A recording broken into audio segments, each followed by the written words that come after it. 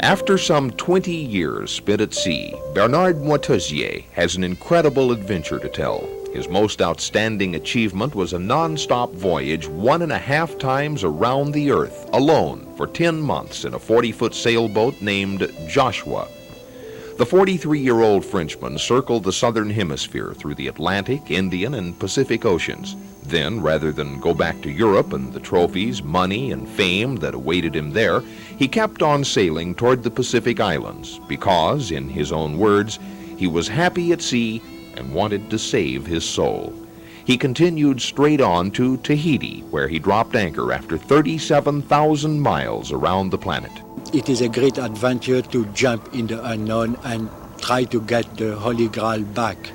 He compares his voluntary odyssey to the legendary quest for the Grail, where ancient knights fought the dragon in search of their soul.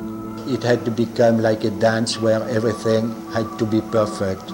I was trying to get to perfection. That was the only way to succeed in that voyage. Life aboard Joshua was intense and disciplined. Sailing through raging storms and colossal waves, Bernard Moitessier drew upon the raw power of the elements to keep awake and stay on course, sleeping a few hours at a time, eating lightly from his fishing, and otherwise catering to the boat's every need. The feeling you have when you are alone at sea, anybody, is that nothing is given. So you have to be totally alert. It is like juggling. You have to deal with lots of different things, and you have to stick very much on the reality. Moitessier had designed his boat for maximum efficiency with a minimum of gear. He equipped the steel ketch with a single winch, a long bowsprit, short head sails, and a wind-powered self-steering device. More recently, he even added photovoltaic solar cells for electricity.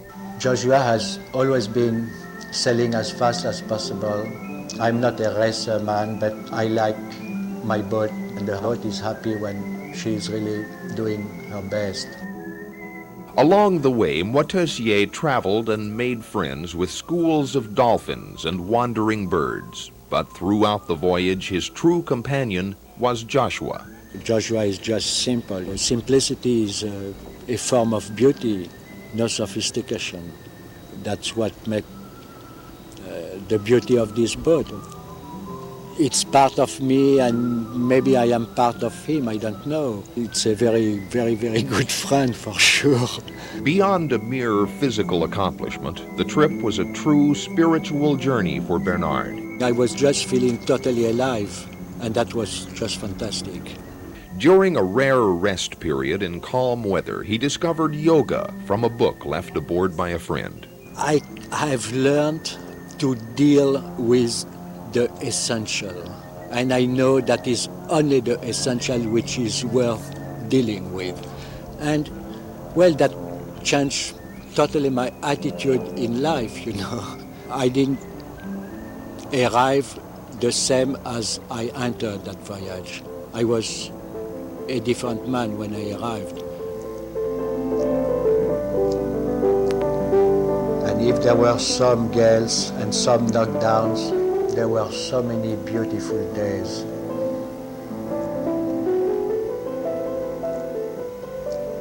On a beautiful boat.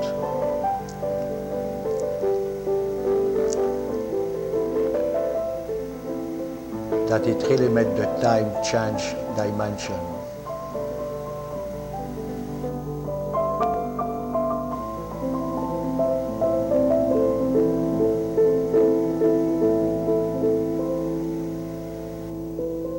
On the atoll of Ahe in the Tuamotu archipelago, Moitessier applied the principles he had learned at sea and spent 3 years with his wife Elaine and son Stefan, leading a simple life which they could control.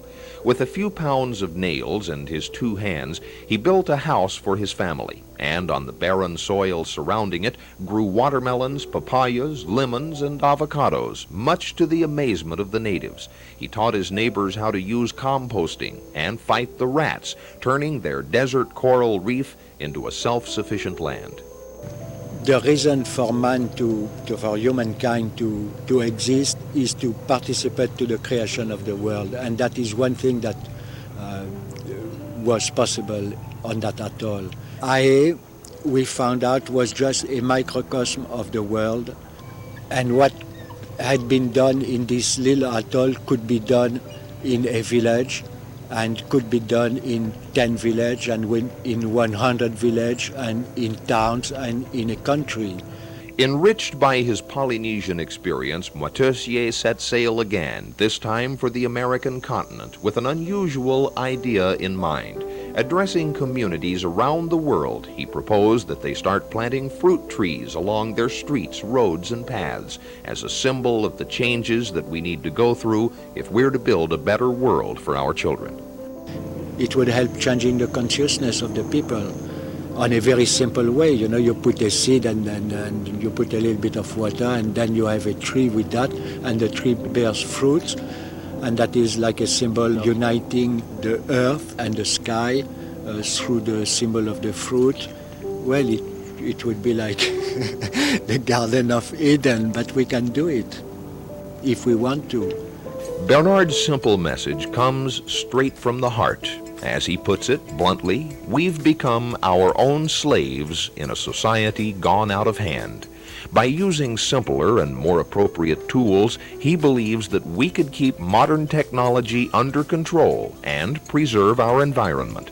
By becoming more aware of the world around us, he thinks we could learn independence from the insane and wasteful system that we've created and move on to the next step in our evolution. Now, humanity is just a bunch of monkeys. That's all we are, you know, including me. We are just a bunch of monkeys. Look, what are we doing? We are fighting. There are wars everywhere. There is nothing human in all that. And we are fighting for money, and we waste things, and people are starving somewhere, and we don't really care, and so and so. So we are just a bunch of monkeys, and we are in the hand of our free will. We can remain a bunch of monkeys, or we can evolve. And that is the very big challenge.